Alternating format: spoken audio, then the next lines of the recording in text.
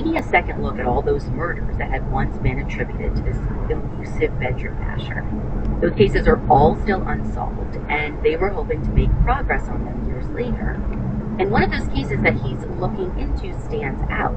Deborah Kennedy. She's the one who was killed just a week after Diana's attack. So Detective Tarpley submits a DNA sample that they have on file from Deborah's case to CODIS, and so soon he gets a hit. The sample matches 41-year-old Gerald Parker, who Detective Tarpley learns has been serving time in a prison for a parole violation. And thank freaking God he did this testing when he did, because Gerald was scheduled to be released the next month.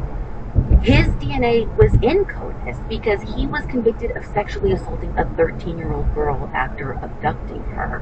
Like, he had grabbed her and thrown her into his van on her way home from her dad's funeral. What? I know. So in June of 1996, Detective Tarpley visits Gerald in prison. And he's not alone. Police in Costa Mesa Look at that guy. into Gerald too. So you can't do that. You'll notice that Mercedes SUV oncoming to me decided to pass the car in front of him by driving into the center divider.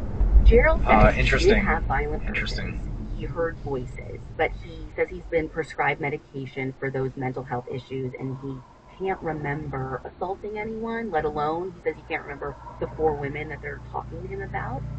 He claims that his memory of that time and his life, apparently, like as a whole, isn't great because of his substance use disorder while he was in the Marines.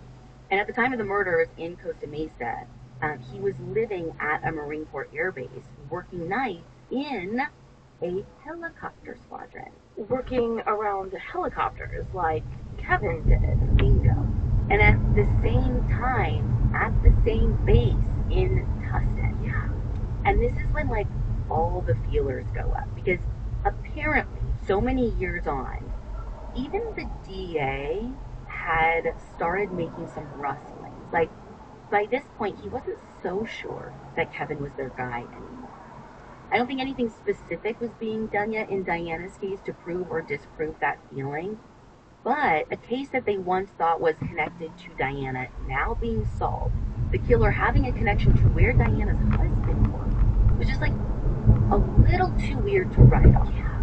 So when Costa Mesa police don't really get anywhere with Gerald, Detective Tarpley goes in and tries his hand at questioning him. And he shows Gerald first a picture of Deborah and asks, why would your DNA be at the scene of this woman's murder? But Gerald claims he doesn't recognize